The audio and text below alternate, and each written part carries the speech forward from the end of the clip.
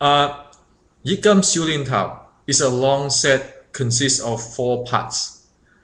It is equal to the sum of today's 3 sets, the 修炼头 Cham Kyu Ji. Okay, so let's discuss the first and second sections of the part 1 of Yik Kam today.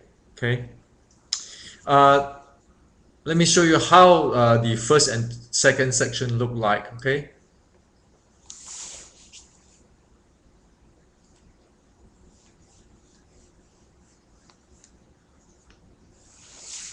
so there's the first section.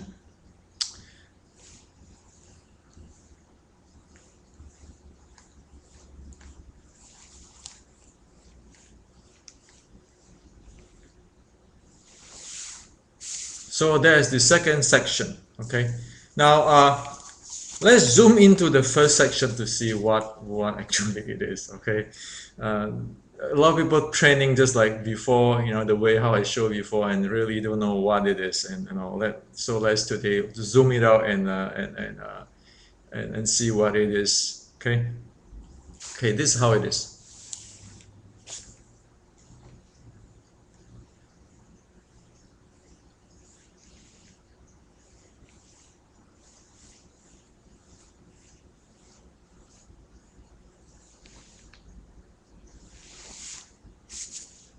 Okay, notice that there's a lot of reeling here. Okay, a lot of reeling here. Okay, so it's reeling and spinning all this thing. Okay, now if we take an example, a particular example to tell you to go into more details. Say for example this lap and top. This is a reel. Okay, this reel consists of lap and top. Okay, now this lap itself, okay, it is not just your lap finish and top. No, it's not like that.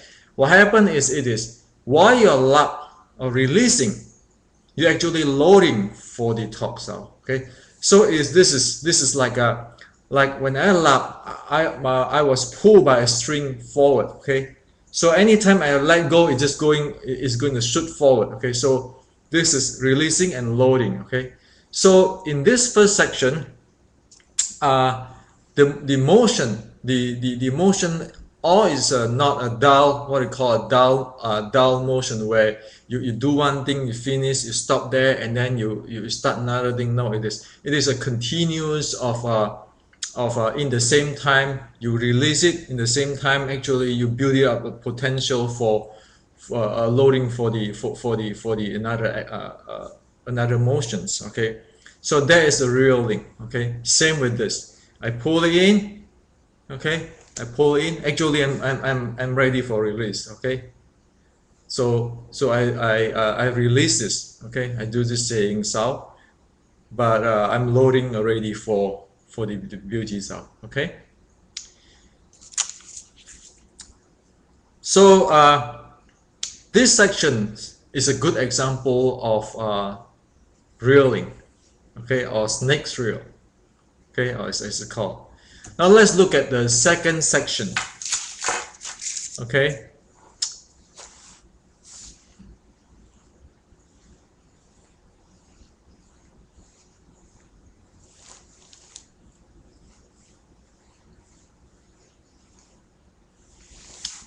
okay, so this section you consist of many forward, backward, sideway, push and pull type of motion.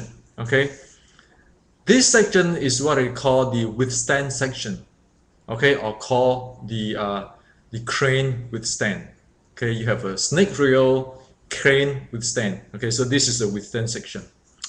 This withstand section actually is emphasizing a concept of bow. Okay, so what's bow? Like bow and arrow, the bow you're using to shoot the arrow. Okay, bow. And this bow is actually act like a shock absorber and also for issuing force. Okay, and it like a spring which can withstand the incoming or do whole bunch of stuff, as I said, from issuing force to absorb, exhaust, and so forth. Okay. Now, an example, in this second sections is the gong sao. Okay, the gong sao usually in other lineage they call it the folk sao. Okay, or the sampai fat. Okay, in Yik Kam we don't call it sampai fat. Okay, so this is the second sections. Okay, and there is a 6 bowl in one's body. So what are they? This is a bowl, the joint.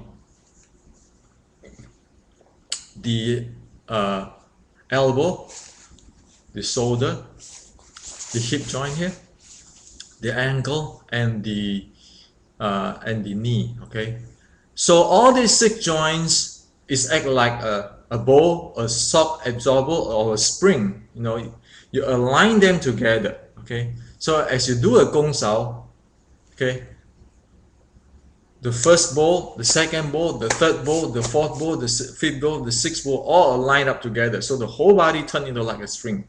Gong is like bowl. Okay, gong sao, gong is bowl. Okay. Now, so this can take incoming force or issuing force. Okay, with this bowl. Okay, with this without a lot of strength or forcing tension. Okay, it's tension there, but it's a different type. Okay, so each bowl. So you have 6 bowl. Each bowl you have to be in optimum situation. Say for example, if I lock my wrist, I lose my first bowl. If I lock my shoulder, I lose my second bowl. If I lock my elbow, I lose my third bowl. So I can use my whole body to push, but I lose my bowl. So it's top. The top body here is this is all here rigid. As for gong it's not rigid. It's bouncy here. It's bouncy here. It's springy here. So okay, the whole body is sitting on the big in a big spring. Okay, the whole thing is in the big string. So it's like behind the wrist is a big spring. Okay, so that is the concept of the bowl. Okay, now this is called the crane withstand. Okay, so you have a snake reel and a crane withstand. Okay, now it is crane withstand, but it's not doing it in the Fujian crane way. Okay, this is it is always like a load and release in the same phase, springy and way instead of be the rigid way. Okay, in the Quanjue, in the Kunkud is called within gang there is roll, within roll there's gang, or within hard there's soft, within soft there's hard. Okay, I don't like the way how we translate hard and soft. I think gang and roll is not the accurate when you translate to the soft and hard, but this is give you a sense. Okay, so it's like a spring. You release one way, but you twist it, load it for another way. Okay, so those kind of things. So this is the Wing Chun type of Jing, of force. Okay, and it has the bow springy type of withstand. Okay. Notice that in section 1, even though we talk about the reel, the bow is there. Okay, the section 2 we talk about the bow. Okay, actually the reel is there. See this? Okay, so actually bow and reel, they coexist in the same time.